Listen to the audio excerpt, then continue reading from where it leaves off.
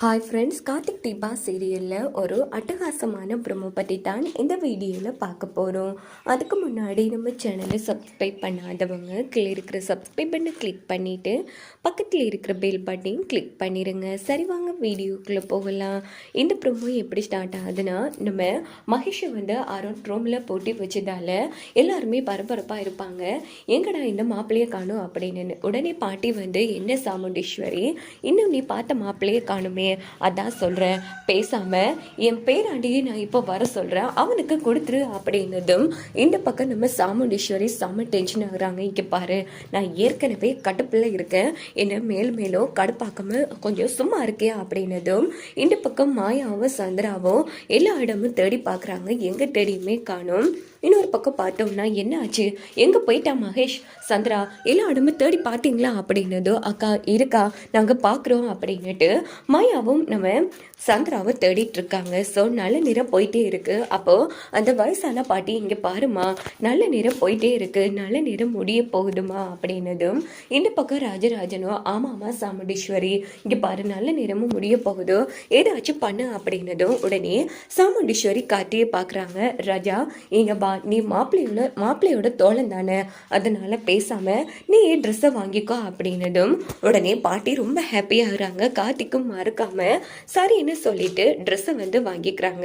இந்த பக்கம் பார்த்தோம்னா மாயாவும் சந்திராவும் மகேஷை பார்த்துடுறாங்க. டேய், நீ இங்கே என்னடா பண்ணிட்டு இருக்க, இங்கே வாடா அப்படின்னு சொல்லி நேராக வேகமாக கூட்டிட்டு வராங்க. அங்கே பார்த்தோம்னா கார்த்தி தான் ட்ரெஸ்ஸை வாங்கிட்டு இருக்காங்க.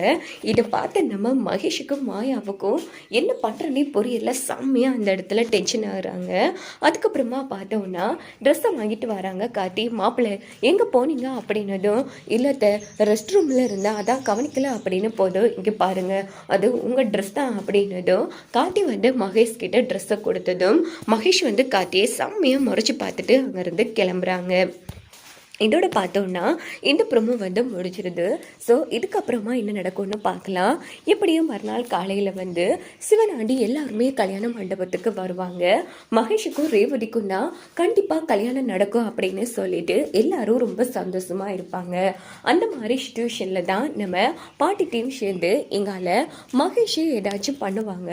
அப்போது மகேஷ் மாப்பிள்ளையே காணும் அப்படின்னு சொல்லி மண்டபமே அதிருங்க. அது மட்டும் இல்லாமல் மண்டபத்துக்கு சாமுண்டீஸ்வரியோட ஃப்ரெண்ட் ராஜேஸ்வரி வந்திருப்பாங்க. அவங்க கார்த்தி பற்றி உண்மையை நம்ம சாமுண்டீஸ்வரி கிட்ட சொல்லலான்னு எடுப்பாங்க. ஆனால் கார்த்தி தான் எந்த காரணத்துக்காக வந்திருக்கிறேங்கிற விளக்கத்தை சொல்லி அவங்களையும் சொல்ல விடாமல் தடுத்து நிறுத்திருப்பாங்க. இப்போ பார்த்தோம்னா கடைசி நொடியில் சரியாக அந்த இடத்துல நம்ம சாமுண்டீஸ்வரி என்ன பண்ணுவாங்கன்னா, நம்ம மகேஷை தூக்கிட்டு கார்த்தியை தான் கல்யாணம் பண்ணி வைக்கணுங்கிற மாதிரி திட்டம் போட்டிருப்பாங்க. அதுக்குள்ளேயே நம்ம மயில் டீம் சேர்ந்து மகேஷை தூக்கிடுவாங்க. அதுக்கப்புறமா வேற வழி இல்லாமல் தான் சாமுண்டீஸ்வரியை சொல்லுவாங்க, ராஜா நீ என் பொண்ணு கழுத்தில் தாலி கட்டு அப்படின்னு. ஸோ இதை தடுக்கிறதுக்கு சிவனாண்டி சந்திரா இவ்வளோ முயற்சி பண்ணுவாங்க. இந்த பக்கம் சாமுண்டீஸ்வரி பேச்சை மீற முடியாமல் கார்த்தி வேற வழி இல்லாமல் நம்ம ரேவதி கழுத்தில் தாலி கட்டுவாங்க. அம்மா கௌரவத்தை காப்பாற்றணுங்கிறதுக்காக ரேவதியும் கல்யாணத்துக்கு சம்மதிச்சிருவாங்க.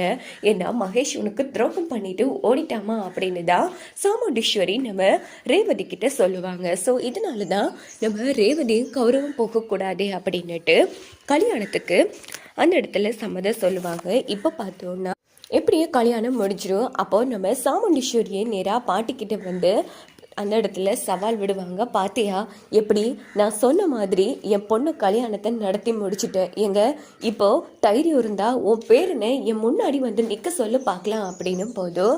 அப்போ தான் பாட்டி சிரிக்க ஆரம்பிப்பாங்க. அடி போடி முட்டாள், எல்லா விஷயத்துலையும் நீ புத்திசாலியாக இருக்கிறேன்னு நீ ஏன் உன்னை தப்பாக புரிஞ்சுக்கிட்டே இருந்திருக்க சாமுண்டீஸ்வரி. இப்போ ஒரு விஷயம் சொல்லவா, நீ இப்போ என் பேருன்னு தான் என் பேத்திக்கு கல்யாணம் பண்ணி வச்சிருக்க அப்படின்னு போதும். கிளவி என்ன சொல்கிறா அப்படின்னு கேட்பாங்க. ஐயோ சாமுண்டீஸ்வரி, இத்தனை காலமாக உன் கூட இருந்தது வேற யாரும் கிடையாது, என் பேர் தான் கார்த்திக் அப்படின்னதும் எல்லாரும் ஆச்சரியப்படுவாங்க. ஐயோ பாட்டி என்ன பண்ணுறீங்க அப்படின்னு கார்த்தி சத்தம் போடும் போது, விடுப்பா கார்த்தி, எத்தனை நாளைக்கு தான் இந்த உண்மையை மூடி மறைக்கணும், இவ யார் தெரியுமா, என் பேராண்டி கார்த்திக், சென்னையிலே மிகப்பெரிய பிஸ்னஸ் மேன், நம்ம குடும்பத்தை ஒன்று சேர்க்கணுங்கிறதுக்காக கேவலம் உன் வீட்டுக்கு டிரைவராக நடிச்சிருக்கான். இவன் மாதிரி ஒரு மாப்பிள்ளை உன் பொண்ணுக்கு கிடைக்க கொடுத்து வச்சிருக்கணும். இப்படிப்பட்ட ஒரு மாப்பிள்ளை நமக்கு கிடைக்க மாட்டாங்களான்னு இந்த ஊருலகத்தில் இருக்கிற பொம்பளைங்களாம் நாக்க தொங்க போட்டுட்டு கிடக்காளுங்க. ஆனால் என் பேர் என்னன்னா நம்ம குடும்பத்தை ஒன்று சேர்க்கணுங்கிறதுக்காக உன் வீட்டில் வந்து டிரைவராக வேலை பார்த்துருக்கான். இப்போ புரியுதா? நான் தான் சொன்னேன்ல என் பேராண்டி சிங்கோண்டி அப்படின்னு போது சாமுண்டீஸ்வரிக்கு சும்மா தலையை சுத்தும். கிளவி என்ன உளர்ற? இது என் வீட்டு டிரைவர் ராஜா. இப்போ என்னோட மாப்பிள்ளை என்ன நாடகம் போடுறியா? பாட்டியா ராஜா? உன்னை பார்த்து அவளோட பேர் என்ன சொல்லிட்டு இருக்கா? சொல்லு ராஜா, நீ அந்த கிளவியோட பேர் என்ன சொல்லு அப்படின்னது. ஆமா மேடம், என் பேர் வந்து கார்த்திக் அப்படின்னு போது சாமுண்டீஸ்வரிக்கு கடும் கேவலமாகவே இருக்கும். ஏன்னா நம்ம சாமுண்டீஸ்வரி வந்து காத்து மேலே அவ்வளோ நம்பிக்கை வச்சுருந்தாங்க. என்ன நான் எந்த அளவுக்கு நம்புகிறேனோ அதே அளவுக்கு தான் உன்னை நம்புறேங்கிற மாதிரிலாம் சொல்லியிருப்பாங்க. ஸோ இதனால சாமுண்டீஸ்வரிக்கு கோபத்தை விட பெரிய ஒரு இடி விழுந்த மாதிரி இருக்கும். என்ன சொல்கிற அப்படின்னா, நீ தான் இந்த கிழவியோட பேர் என்ன அப்படின்னு போது. ஆமாம் மேடம், நான் தான் இந்த பாட்டியோட பேரா அப்படிங்கிறாங்க. உடனே நம்ம சாமுண்டீஸ்வரி, இது வரைக்கும் எனக்கு யாரும் துரோகமே பண்ணலை, ஆனால் எனக்கு நிறைய எதிரிங்க இருக்காங்க. ஆனால் இப்போ முதல் தடவையாக நீ என் முதுகில் குத்திருக்க பச்சை துரோகி. நான் எந்த அளவுக்கு என்ன நம்புகிறேனோ அதே அளவுக்கு தான் உன்னை நம்புறேன்னு சொன்னேன். கடைசியில் நீ என் முதுகில் குத்திட்டேடா அப்படின்னு சொல்லி சாமுண்டீஸ்வரி ரொம்ப வருத்தப்பட்டு கதைப்பாங்க.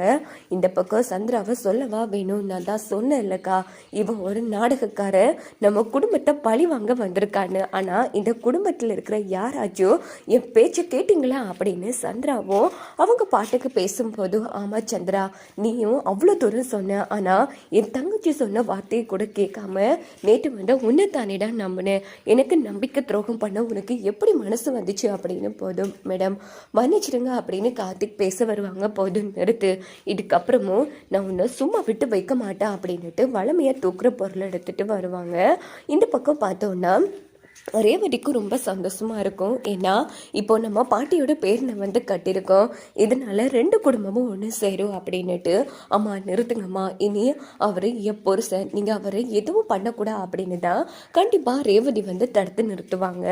ஸோ இந்த பக்கம் பார்த்தோம்னா பாட்டிக்கு சந்தோஷமாக இருக்கும், ரேவதி கார்த்தியை ஏற்றுக்கொண்டுட்டாங்கன்னு. ஆனால் கண்டிப்பாக நம்ம கார்த்திக் வீட்டுக்கு ரேவதி போனதும் உடனே ரேவதியே சொல்லுவாங்க, உன் கூட நான் சேர்ந்து வாழ்வோன்னு மட்டும் நினைக்காத, இந்த குடும்பம் ஒன்று சேரணுங்கிறதுக்காக தான் உன்னை கல்யாணம் பண்ணிக்கிட்டேன்.